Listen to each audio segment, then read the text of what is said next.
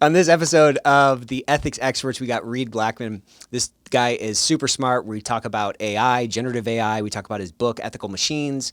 We even incorporate some art discussion, some philosophy discussion, the ethics of layoffs, how to use AI, and what to look out for when you're building your ethical AI policy. Hope you enjoy.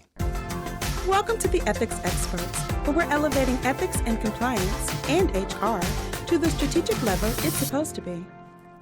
Hey everybody, welcome to the Ethics Experts. If it's your first time joining us, welcome. And if you're a returning subscriber, hey friend, hope you're having a great day. You see what happens when you subscribe to the Ethics Experts? You get a bonus greeting on every single episode. So hit that subscribe button as we change the world by fixing our workplaces. I got a treat for you. Every week I say this, but I really mean it this time.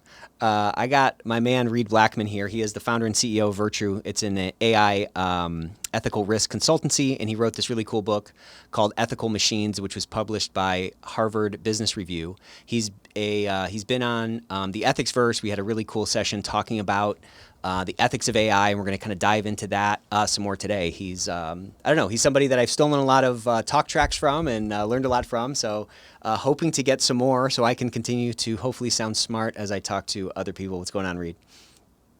How's it going? Good, Glad man. to give you something to steal. So what's been going on since last time we talked? Your book has been out. I know you've been on some more podcasts and some more webinars and stuff like that. What have you been, what's happening in the world of AI, and how has what you've talked about in your book continued, how have you continued to see that in the marketplace? Yeah, I mean, it's growing. The attention, level of anxiety has grown quite a bit, probably since last we spoke. I don't remember. I think it was before GPT. It was. Is that right? Or have I made that up? Yeah. Or like GPT was just kind of starting. Right. So it wasn't. So now, things have really heated up. I have a lot of clients who have gotten very worked up about generative AI. So for what I'm seeing in the marketplace with clients, things like that, is that they're building what I call an AI ethical risk program, what more corporate people would call a responsible AI program. And they're really leading the development of that program with a focus on what do we need to do within the next 3 to 6 months around generative AI. I had one client say something that has really stuck with me, Fortune 500 company, and she said, we don't have any fires going on right now, but everyone's holding a flamethrower. And so we need to do something about that. That's a pretty good analogy. So that's sort of a nice way of, I think, capturing sort of the state of play now with, mostly enterprise, Fortune 500 clients. Yeah. What do you think about like what's going on in Italy where they've essentially like outlawed it? Like, do you think that's a sustainable, just what's your kind of opinion of that? I haven't followed it that closely. I mean, I was well aware of it when Italy first banned GPT over privacy and cybersecurity concerns. Like there was leaking up chats to other people. They leaked payment information. And then there was concerns around the IP that was used to train ChatGPT. They banned it. They gave OpenAI 30 days. I'm pretty sure OpenAI complied with all that. I believe that the ban has been lifted. I was really surprised by that. I thought that was sort of arguably too big of a move. So look, one thing that everyone is paying attention to in the world of AI is the EU's AI Act. So that's the regulation that's coming out of the EU that should, in an ideal world, dictate how companies will govern their AI, so roughly something like that. And they do have a category of banned AI, certain kinds of banned AI. And it was more like social credit risk scores, stuff like that. So social credit scores. But GPT doesn't rise to that level. Right. So I can understand putting them under investigation, looking at them with a magnifying glass, requesting certain kinds of materials, et cetera. The move to ban it right out of the gate was surprising to me because it doesn't seem like it meets that level of should be banned. Even if the act had passed by now, which it hasn't, it still wouldn't reach that level. Yeah. It seems like I don't know what the like analogy is historically, but it's just like, well, we're just not even going to mess with it at all. When you're talking about when you're talking to your Fortune 500 clients who are talking about everybody has a flamethrower and we don't have a fire yet, how are you kind of advising them about how to kind of navigate through this in terms of, I presume policy creation, responsible AI use in the organization? Is it an education thing? Is it a controls thing? Is it a mix of both? Like how are folks kind of like surfing this wave? Yeah, so I'd say the work we do with those clients falls into four buckets, one of four buckets. One is something like an assessment of where you are now. So some of them, when they come to us, they already have something like a responsible AI program or an AI ethics program. It's sort of early stages ish, or they have nothing at all. And then we do an assessment and we say, okay, here's where we see the biggest gaps. Here's where you see red, yellow, green. Here's the kinds of things that you should really prioritize. So that's one bucket that a lot of them come to us with. They want to know, where do we stand right now? Are we cutting edge? Are we way behind? Are we sort of middle of the pack? And what are the biggest risks that we face? So assessment is a big thing. Learning and development is a big thing. What's really interesting about L&D is that used to sort of come more towards the end, where we build an AI ethical risk program, a responsible AI program, and then you want to educate your people on the nature of the program, what they need to know in their capacity, given the role that they occupy, whether they're a data scientist or an HR or marketing or in cyber or legal, whatever. But what's happened with generative AI is that education component has been moved to the front because they have access to it now. Before it was like, when we talked about democratizing AI, we talked about non-data scientists using some tools to create models that were still relatively technical, that you'd probably have some data scientist working with you and building it, something like that, because the non-data scientist knows the business problem. They have some training or other around or access to low code or no code AI tools. But now with generative AI, particularly GPT 4.0 as found in Bing or Bard, for instance. I mean, GPT is not in Bard, but GPT as found in Bing, Bard, any large language model. It's just everyone's got access to it. Anyone can use it. It's not a tool to build a model. It's just using an AI tool right out of the box, so to speak. So educating people about what the risks are has become prioritized relative to where it was before. And then the other two kinds of things that we do is building that, which you can call AI ethical risk infrastructure, the kinds of things that you were talking about. What does governance look like? Policies, procedures, workflows, tools, metrics, KPIs, QA, QI, that sort of stuff. And then the final bucket of things is integrating it throughout the enterprise. So, you're a Fortune 5, you're a multinational company, you have enterprise risk categories, but you have the way that data scientists are doing their thing. You've got ESG departments or department, and you have sustainability, and you want to the best you can, at least this is what we recommend to clients, you want to integrate how you design and track and improve that program in a way that's commensurate with how you design, track ESG, sustainability, et cetera. So you're harmonizing everything. So your AI ethics program can play nicely in a dashboard that is showing metrics and KPIs around ESG, sustainability, operational metrics, business metrics, et cetera. Yeah, just so it doesn't get kind of siloed, but that the same sort of like mental whatever frameworks are consistently applied across these different areas. Yeah, exactly. Yeah, it is kind of nuts, right? Because last time we talked, since we talked last time, there's just been this massive explosion, and like everybody's using this. It was interesting to see sort of that like fall off. I'm sure you've seen the graph of like ChatGPT usage, how it came and sort of it kind of fell off a little bit. And that's probably, I think due to just people kind of dipping their toe in and being like, cool, but not really nerding out on it. But then you still have those sort of like core group of like early adopters who are just using it for everything. And I've seen this huge separate, like the percentage of people in my team that have used it is probably 80%, but then there's that core group of probably 30 or 40% that are using it for all kinds of stuff to like create more leverage in their work.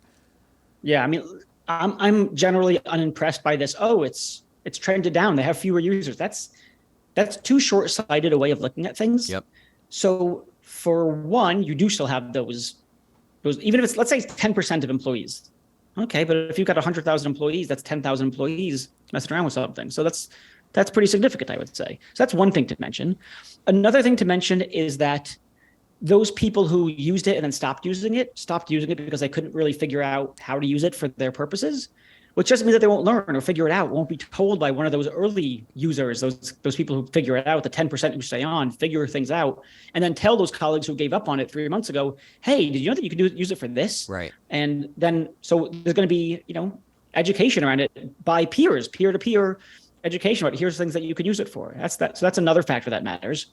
Another factor that matters is that there are loads of developers, companies, consultancies, take your McKinsey, Deloitte, EY, BCG, whatever, all of those massive consultancies, Accenture, they're building these products for their clients, right? They're taking an LLM or a Midjourney, whatever, and they're refining them in various ways to be appropriate for, they hope, their clients.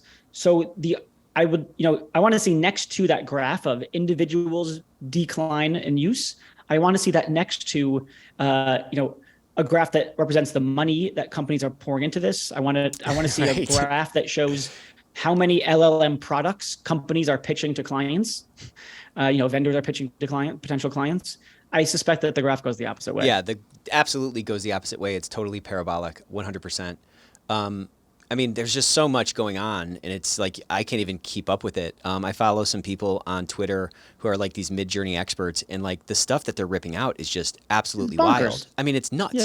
Yeah. They're like dialing in these prompts, and I follow this one guy who's just been documenting over the last several months like his Midjourney journey, and I mean, I almost can't think about like I can't even think of like a group or a job that is not like at least at some level threatened by this. Like models are threatened for sure. Writers are absolutely threatened for sure. Yeah. Like writers of derivative garbage are definitely threatened. Well, which is probably most writers. well, I'm glad you said that because I saw during this writer strike that someone was saying I'm really concerned about like the plagiarism that is going to be coming out of the use of these tools to write to write screenplays or whatever. And I saw an ad I saw an article, and by article of course I mean tweet, about a a job post for Netflix to be like an AI like writer, and it was like for 190 grand or something, and it was making the point that the average actor is only making like 26 grand or something like that. But it's funny when you think about that like concern for plagiarism, when you see what Hollywood has ripped out over the last 10 years. It's all remakes and toy based things, and all those things are at some level derivatives, you know what I mean? Yeah, totally. Yeah. I mean, look, there's something can be inspired by without being derivative, but everyone knows there's lots of garbage. I mean, you can't have all these content platforms and not, you got a pipeline to fill. You got to come up with new stuff. You can't just have, the same show on the featured, bar. It's got to change like, every few days. But, that means you got to feed the beast. And if you're going to feed the beast and speed matters, then quality is probably going to go down. Yeah. I mean, and it kind of introduces this question of like, are those pictures that guy is generating, or like is something that you make with Midjourney, is that art? Do you own that? And I would kind of argue that it is. What would you say? Yeah, potentially. I mean, there's this, and I was a philosophy professor for 10 years. My PhD's in philosophy. I'm down to do philosophy 100%. That said, the question is it art? Is a philosophical question that I think in some sense doesn't matter. What's going to matter is, whether we categorize it as art or not. I think what's going to matter is something like, does this person deserve compensation for what they've done? Do they deserve praise for what they've done? Okay. Do they, what sort of attitude should we have towards the person who created this using generative AI? And that question seems to me more, in some ways, more interesting and more pressing than the, if you like, academic question. Not uninteresting, but academic. Is it art? Well, call it what the hell you want. The question is, did this person just type in like, draw me a picture in the style of so-and-so that looks like this, and then they hit enter and then they published it? You might be like, well, that doesn't impress us. But if they took it as a sort of, took that as their raw material, their canvas, so to speak, was in blank. It was generated by the canvas has some content generated by AI by their prompt. And then they do some stuff with that. Well, then what did they do with it? Was it impressive or not impressive? When Andy Warhol took existing imagery and did something with it, do we think that what he did with it was impressive, interesting, cool, aesthetically valuable? Or do we think it's, that was stupid, he didn't do anything? And then we can have, loads of debates about that. But I think it's, the question is, what attitudes should we have towards the people who use AI in these ways to produce whatever they produce, something like that. Yeah, I get that distinction, and I think you're right. The first question was a little bit philosophical and like kind of who cares. But I'm down with it. Like I said, no, who cares? But I don't think it needs to be question number one when people are talking about generative AI? Like, is it art? Yeah, and I just kind of love that whole debate of like if it's art, I think it's art. And art's in the eye of the beholder, and if you think it's cool and it moves you, then it could be art, and it could be someone defecating on a canvas or something. Maybe that could be art. I would go that far. See, now we're going to get into the philosophical debate. I don't think that's right. I mean, I just think people can be deceived or confused that something is art when it's not. I went to a modern art museum once, and there was this like, it must have been 20-yard installation. And the installation was literally against the wall, a single thread or a red yarn that ran all the way across the wall and about 95% across this area. It just dropped straight down at a right angle. And then there was a pile of maybe 20 feet of yarn below it. Yeah. And I was like, man, this guy, I was like, yeah, I mean, that's kind of cool. But I just felt like this guy had an installation due tomorrow. And he's like, what the hell am I going to do? I mean, so I'm sort of on the same page as you, kind of like, I feel like there's something I'm missing. Here's the thing about art. Art is tricky because, look, it requires some degree of expertise. So like, it's not, there's sensitivity to certain facts or certain aspects of the thing that you might not, I say you, I mean me included, might not be sensitive to. Like, oh, they're doing something. Mm-hmm. We don't see what they're doing because we don't know the art historical context in which it's been done. We don't get it, that it's part of a conversation. And it's the conversation that looks to, my children will hear me talking about ethicsy stuff, or they see me on TV and they're like, I don't get it. It's stupid. It's boring. Now, they might be right, but part of me wants to say, well, you just don't get it. You're like kids, you're 8, you don't get that world yet. And so with the red yarn thing, I know we've sort of strayed far from the AI thing, but with art, when you reach a certain level, if you're not sort of sufficiently familiar with what's going on in that world, it's going to look stupid and boring and irrelevant. And so when I see these pieces of yarn thumbtacked to my gut reaction is, this is so stupid. This is dumb. Right. This is not art. And then I just sort of think, okay, well, maybe my reaction is trading on my own ignorance of the facts. And I just don't know. Yeah. That said, I don't enjoy it. Yeah. I have a buddy, and he just like loves death metal. And I was always like, I could never wrap my head around it. That's not any kind of music that I ever, listen to. And, I really kind of sat down with him and like kind of picked his brain. I was like, what do you, I don't get this. Like, obviously, like there's some ignorance in me that I can't appreciate this. And then he started breaking it down to me. He's like, this is like the most technical music. And here's my favorite band. And this guy came up as like, he was doing, I don't know, whatever the hardest music was, symphony music or like, whatever. He ended up kind of growing into this because it was so technical. And I was like, okay, like that's just something that I was kind of deaf to, you know what I'm saying? And I think a lot of that, to your point, is in there. On the other hand, like at some level, I kind of don't care if it's art or not. Like there's this one documentary called Exit Through the Gift Shop. Have you seen that? It's about Banksy. Yeah, I have. Yeah. And so like the bad guy in that was this guy called Mr. Brainwash. And he basically figured out a way to mass produce all this like Banksy stuff. And like it was this whole debate. I was debating with like this other friend. I'm like, well, that's not art because he's just like mass producing. And it's like, well, I don't know. All the art that like we see today from the Renaissance and all that, those were all commissions. Like guys were getting paid for that. And if he figured out a way to mass produce it, like, is it necessarily not art because he just was directing these people? I don't know, Yeah, I know there's a sort of a familiar kind of example in the world of philosophy of art where you take, well, for one, you just get people's intuitions about the difference between a real Rembrandt and one that was painted last night by it's a forgery by a forger. Yeah.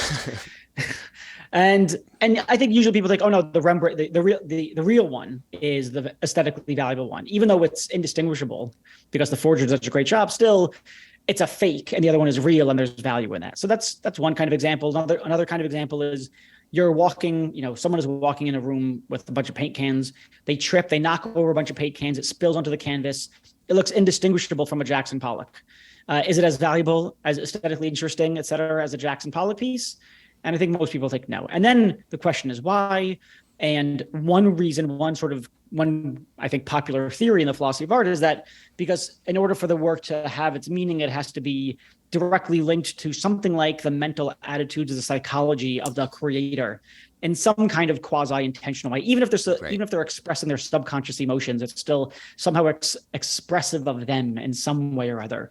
And spilled paint cans lack that connection to a mental state, Yeah, to a there's no psychological intention state. behind it. They weren't necessarily trying to create that, which is just Right. kind of So an it's interesting, maybe exactly. meaningless distinction at some level, right?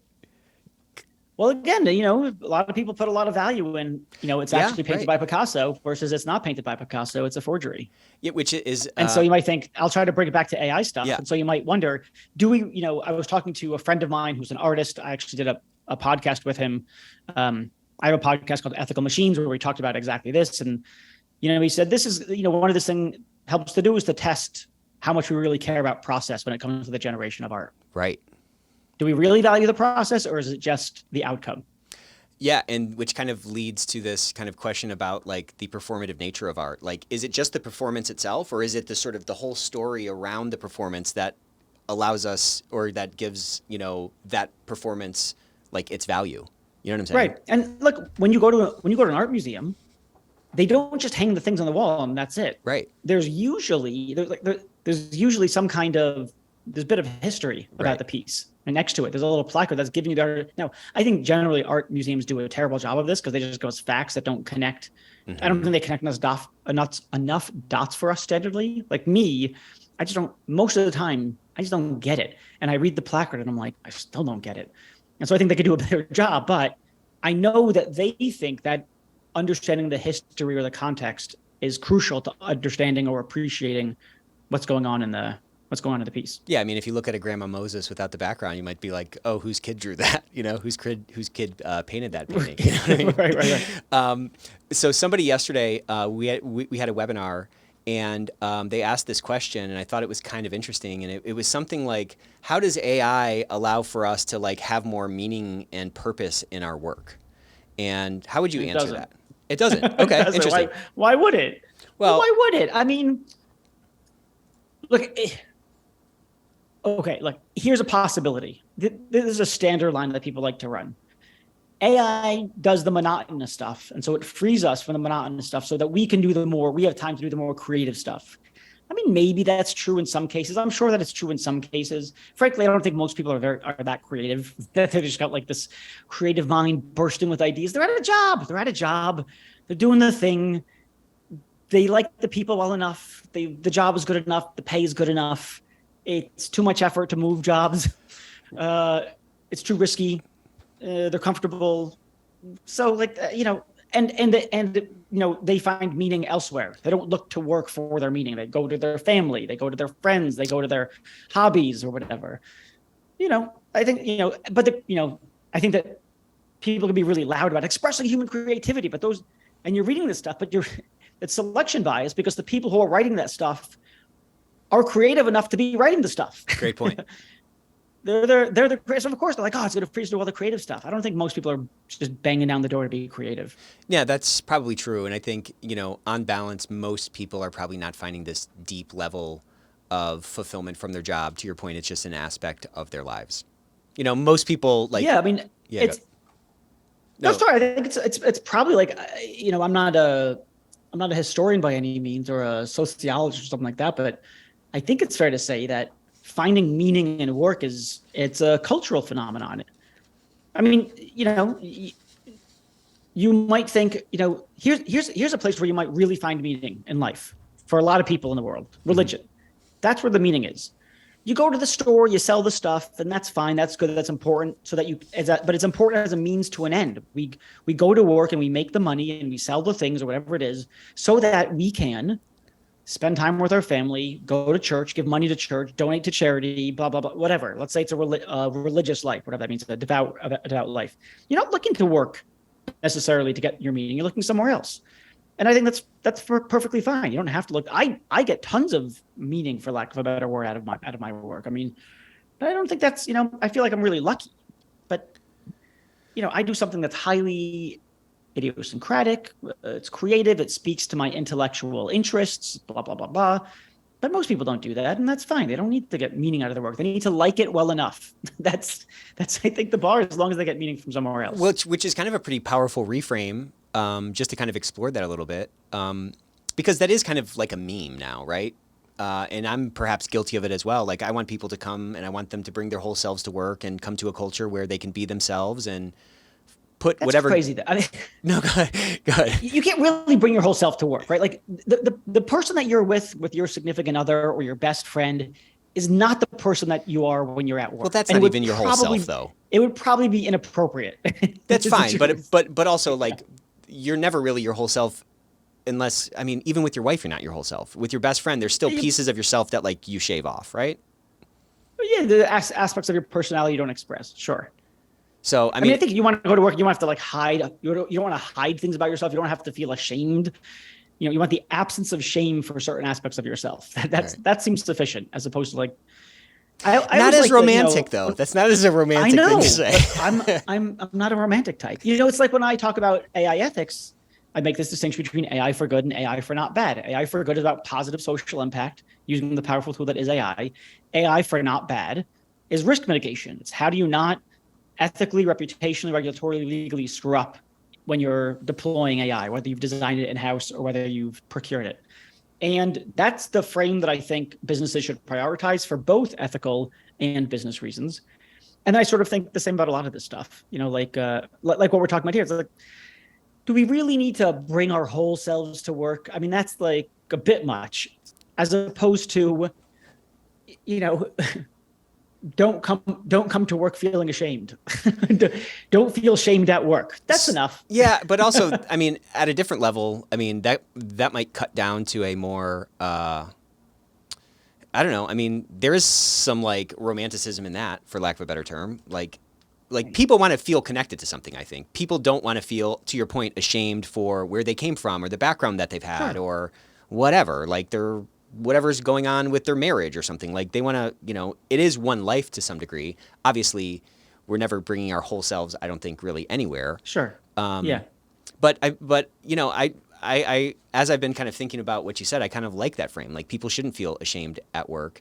And, you know, in the same breath, though, I think people shouldn't feel ashamed for not feeling you know, this deep fulfillment from what they're doing. If work to them is only this one sort of aspect of their life, that's fine. If it's sort of good enough and provides enough value to the organization just to get super like economic about it, you know, that there's kind of room for a bunch of, you know, it's kind of a wide spectrum to your point. Yeah. I'm not prescribing anything. In fact, if anything, I'm sort of I'm the anti-prescriber in this context. Yeah. You know, it opens it up a lot. I wouldn't prescribe, look, you got to find meaning in your work. No, you don't. If you do, great. If you don't, okay. I hope that, you know, you get meaning from somewhere else, but it's not that everything that you do has got to have like this meaning. And, you know, work would be a great place because for the simple reason that you spend so much time doing it. So in terms of how you allot your time, it would be wonderful. It's great if you can find meaning in work. I just don't think let me put it this way. I don't think it's a necessary condition for living well, for living a good life. I think you can still live a good life, even though your work is sort of like, yeah, I like it just fine. It's not where I get my meaning from. It's something I got to do. It's like cutting the grass. You don't find meaning in cutting the grass or going to the grocery store. And that's fine if you don't bring your whole self to Whole Foods. You know what I mean? Yeah. Look, again, let's take the comparison to religion. I'm not a religious person, but take the comparison. You tell the religious person, I'll give you $1 million a year if you leave the church or whatever it is. And they're going to say, no, that's not, it's too meaningful. Right. I'm not. Go to 99% of people with a job and say, I'm going to give you $1 million a year if you leave your job. How many of them are going to be like, no, my work is too meaningful. I'm not going to take that $1 million a year. I'm like, yeah, okay. It's going to be everybody almost. You're right. So it's not that meaningful. And I also think probably there's a story that people tell themselves. There's a lot of self-deception. Like, this is really meaningful to me, but they have to tell themselves that because, or they don't have to, but it's a comforting belief to have. And so people adopt it. Yeah. I don't know. This is great. No, we'll bring it back. Risk programs in the Fortune 500. Now we're going everywhere, man. We're not self-deceived masses. This podcast is not that prescriptive either. You know what I'm saying? We're going to go where it goes. But I like that framework that you have for. Let's go over that again. AI for I'm gonna butcher it. But AI for not good, or no, AI for good, but also AI for not bad. Well, so. Yes, AI for good versus AI for not bad. So people talk about AI ethics, and then there's different kinds of people in that space. And some of them are talking about leveraging the power of AI for positive social impact.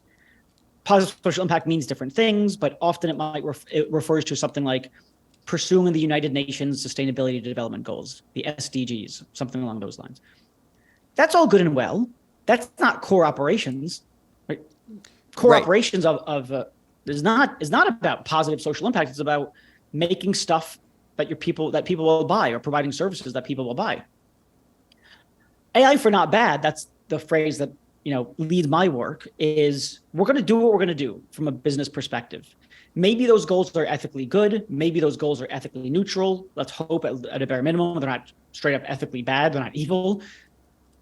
Given that we're going to pursue those goals, how do we do it in a way that's on the ethical up and up? Right. How do we do it in a way that's compatible with our ethical, reputational, regulatory, legal, business risk appetite? It's a bit more pragmatic. It's not romantic, to your earlier point. But it's actionable. It's just, hey, let's not, it's actionable. Exactly. I mean, it's very actionable, I think. One thing that I think it helps you to do is, the first thing that I'll talk about with clients is, well, what's the red line? When we say not bad, what are the guardrails? What are your ethical nightmares? What are the ethical nightmares that you need to avoid? What are the ethical nightmares with regards to data collection? What are your ethical nightmares with regards to distributing goods and services? It's going to be something around discrimination. We can define what those are, and then we can put controls in place to drastically decrease the likelihood of those things happening.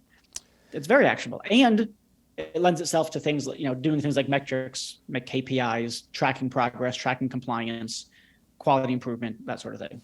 I was talking to a guy who was on our webinar series, the Ethics Verse, and he was telling the story about how he landed after a flight in the airport, and everything was closed except for McDonald's, and he went up there to order, and basically he got a whole meal from a robot. And he was talking about how if we're not careful, this AI is going to leave a whole group of people behind.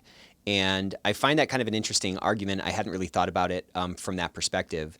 And what he was saying is, like, it's perhaps unethical to use this AI to sort of lead to ultimately job elimination. What we should really be more concerned about is maintaining the jobs we have and making sure people don't get left behind, so that those people can do more, so that organization can be more Sure. productive. Yeah. What do you think about that? Because I think there's some like second and third like layer assumptions and kind of arguments embedded in that position. Yeah. It depends on the content of the we. When we say we shouldn't leave those people behind, is the we McDonald's? Is the we society at large? Is the we government? What do we? Who's the we? Right. I generally don't think so. Here's what I take to be a standard sort of shared view among people. Businesses don't have an ethical obligation to hire people. They don't have an ethical obligation to hire people. And then I think it's a short skip from they don't have an ethical obligation to hire people to they don't have an ethical obligation to keep people on, when they could replace them with more efficient means, when they don't need them anymore. Let's just say that, when they don't have an obligation to keep people on board when they no longer need them. I think that's probably true. I sort of thought I checked it with a couple of my friends, thought, so what do they think? And they're a disagreeable bunch. But they all agreed. I'm sure that some people disagreed. Some people think businesses do have an ethical obligation to keep people on, even though they no longer have a need for them. But that's probably the exception to the rule. So let's assume, for the sake of argument, that no individual business has an obligation to hire people or to keep people on when they're no longer needed. That's just sort of not among their ethical obligations. If you're going to hire them, you have ethical obligations to treat them well, not to mistreat them, blah, blah, blah, blah. You have an ethical obligation to not discriminate in your hiring process. But, that's distinct from whether you have an ethical obligation to hire anyone in the first place. Let's suppose, for the sake of argument, that AI results in pretty massive job loss. That wouldn't be because the companies defaulted on their obligations to hire people or keep them employed, because they don't have any, I don't think. So it strikes me as a societal problem. And then the question is this anyone's responsibility? And if so, whose? Then the answer seems to be, well, if it's anyone's responsibility, it's got to be the government's. I mean, if the government has any function at all, it's to protect people. It's to protect its citizens from, say, destitution, from economic catastrophe, which in turn massively impacts people's ability to lead lives, in some cases to survive, in other cases to lead lives worth living.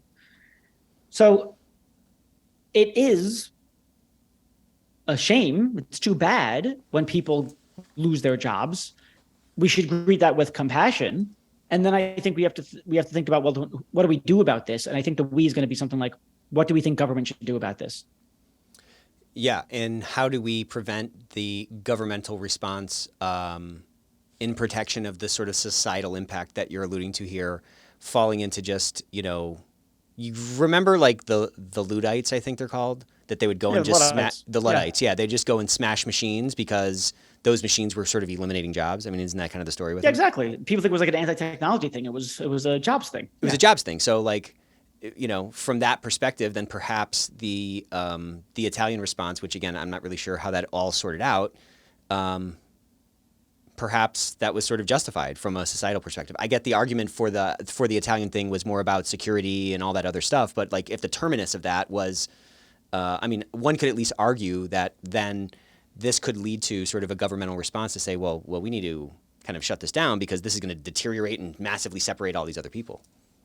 Yeah, I mean, that might be a good short-term solution. It's an empirical claim. Whether it would be a good long-term solution, I suspect it's not, though, because it's one government among many. Other governments will say, let 1,000 flowers bloom, go, go, go, go. And they'll innovate in various ways. They'll move ahead economically speaking. The country that stopped innovating completely and stopped adopting new innovations is going to fall behind economically. Right. That's going to have a really bad impact on people.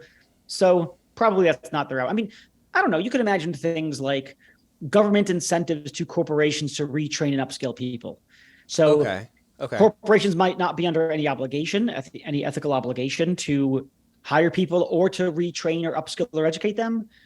But maybe governments give something like a tax incentive, a tax break for money spent towards reskilling or upskilling, retraining, educating employees who lost their jobs to advancing technology, something along those lines. Yeah, and that could sort of gently guide guys to create, by creating those incentives to help sort of prevent this, potentially inevitable negative outcome. Yeah, I mean, I don't think it's a silver bullet. I don't even know if that's plausible, but it seems to me like that kind of thing, that in concert with, 4, 5, 6, 7, whatever other initiatives might be an effective way, might in aggregate be a way of solving for the problem as best we can. One thing I'll say that I really don't like, and this is worth raising on something called the Ethics Expert podcast, is people will say, well, it's going to create more jobs than it destroys. Now, first of all, we can be doubtful that that's the case. Maybe it is. I don't have any view on this, frankly. I think it's going to create some jobs, it's going to destroy some jobs, and I don't know how it's going to shake out. But even if you suppose that for the sake of argument, it's going to create more jobs than it destroys, that's sort of, in some ways, it's not ethically irrelevant, but it's not enough to the point. And what I mean by that is, okay, even if the numbers work out so that, the jobs created column has a bigger number than the jobs destroyed column, all those people who lost their jobs from the destroyed column, they're real people. They really lost their job. They really don't have a livelihood. They really can't pay their mortgage or their rent. They really do have kids who are depending on that income. They really do want to send their kids to college. They blah, blah, blah, blah, blah. So it would still be, again, even if it creates more jobs than it destroys, there's still a huge ethical toll on the population that it did hurt.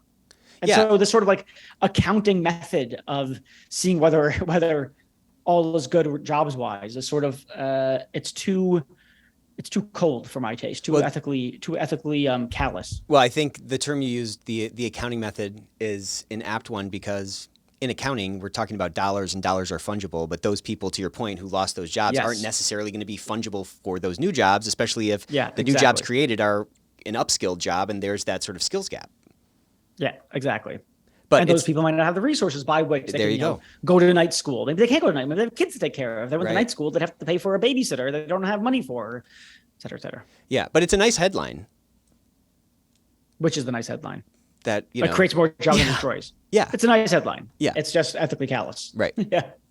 So, you started working on this book over a year ago, yeah? The book came out a year ago. I think I started writing it February of 22 when it came out in July of 22. Okay. So much has happened. No, that's not right. Well, let's just say it because that sounds really impressive. We'll just go with that. Okay. You ripped a book out in 6 months. That sounds great. I did. I wrote the first draft in 4 months. Well, that's actually impressive. But so much has changed since the book came out. What are you surprised at? Like, you're a philosophical guy. You're a guy who can kind of see around the curve well. What have you been surprised about since, from what's happened since your book came out in terms of like predictions that you made in it that maybe happened faster or slower, or things that you thought would have, impacts you thought would have been had that we are or aren't seeing? Like, talk to us a little bit about like how your views have maybe been affected or changed since the publication a year ago. Okay, so I'll focus on two things. One is what's changed. I didn't really make a bunch of predictions in the book. I don't do that kind of thing. I just don't know. So I don't. And I'll say maybe this is going to happen, maybe that. But I generally stay away from predictions. The big thing that has changed, we've already mentioned, everybody knows generative AI. That wasn't a thing when I wrote the book. I mean, I wrote it in February, and I think it was that November. I started writing the book in February, turned in the draft by May or June or something, and went back and forth with the editor. I mean, I think the book was it was done in December, like final done December. And I think I'm getting the years wrong. I'm not sure. Anyway, GPT came out afterwards. That's the main headline here. And so I didn't say anything about what you can call general purpose or generative AI. So that book is really about task specific AI. So an AI that predicts the risk rating for someone defaulting on a mortgage or some other kind of loan, or for insurance premiums, or for risk that they're going to commit a crime in the next 2 years for criminal defense purposes or probation purposes, or photo recognition software, or it does a thing. What's interesting about generative AI, especially LLMs, is that you can use them for all sorts of things. You can use LLM across all industries. You can use it in healthcare. You can use it in financial services. You can use it in insurance. You can use it in whatever, automotive. And it doesn't matter, any industry. So it's across all industries. All sorts of roles can use it. And you don't necessarily have to, but in some cases you might be wise to reprogram the whole thing. It's not like a whole new AI. It's what people call a foundational model. So I didn't talk about that in that book. I think all of the issues that I talk about in that book also apply to generative AI. 100%. Yep. But then there's another set of issues that generative AI raises that I don't talk about in that book. So that's one thing. The other thing is about changing views. I take sort of relatively standard lines in that book about, say, the value of data privacy and explainability in AI and bias in AI. I don't totally think I still hold those views exactly as I did in the book. I'm still glad that I articulated it in the way that I do, because the things that I think now are a little bit more controversial, a little bit more cutting edge. And I don't think enterprise needs to trade in the controversial and cutting edge. I think we need to understand I think the views that are espoused in that book about the value of explainability, I think are perfectly reasonable views to hold. I think that there are some alternative views that are also reasonable that I'm sort of trying on, so to speak. So for instance, in the book, I talk about the value of explainability from an ethical perspective, that we need to be able to explain the outputs of our AI. There's reasons for thinking that they shouldn't be black boxes. Now, I say in low risk cases, I'm fine with black boxes, but in high risk cases, black box seems like a really bad idea. I'm actually beginning to come around to thinking, actually, I think there's probably plenty of high risk cases where a black box is acceptable on the condition that it's been sufficiently tested for being safe. Okay. So for instance, and I actually do say this, I think I give this example in the book, but I'm not positive. If you've got a black box model that's 99% accurate at predicting whether someone's going to develop cancer, and the best doctor is 80% accurate. I'm making up these numbers. It's a thought experiment. And you've used this black box model, or you've tested it again and again and again and again and again, and it just clearly systematically outperforms our best doctors. You use it. Who would you rather, which would you rather have your daughter diagnosed by, the 80% accurate doctor or the 99.9% AI? I think the AI. I think, because of all the testing. Now, so part of me thinks that the black box discussion is a bit overhyped, because what we really care about is reliability of outputs more than anything else. I think that's the case. There might be some exceptions, but I'm broadly inclined. I'm now broadly inclined to that view. Yeah, I think you're right. I think we do really care about outcomes more than inputs, but to the extent, to your point, that we're confident that those outcomes are consistently quote unquote good, whatever that means. Like, I don't know Yeah, how a microwave works, but But someone or other does. Someone or other does. I mean, in those cases, Okay. there's someone who knows how the hell this thing works. Oh, but Right? you're saying Cars- like it's a true black box, like no one actually knows.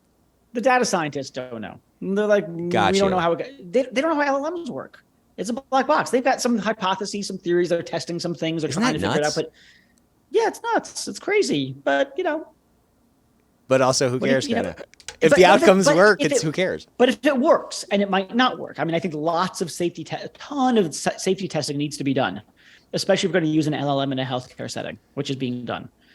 But if it works really, really, really well, I might not call it intelligent or something like that. I'm loath to attribute intelligence to an LLM, but I might say it's good enough. It's close. It's functionally equivalent to being highly intelligent, and that's all we need in this case. And why are you Something along loath those to lines. attribute And- intelligence to it?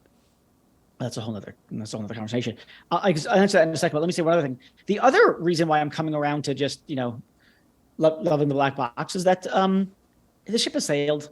Yeah, right. Data's only getting more complicated. It's We're happening. getting so much more data. We're there. And one thing that I like to talk about is the rise of quantum computing. So quantum computers are, we can talk about this if you want, but they're insanely powerful computers that can process way, way, way more data than our best supercomputers today can. It can perform calculations in mere seconds that it would take our best supercomputers to perform hundreds of years, thousands of years to do.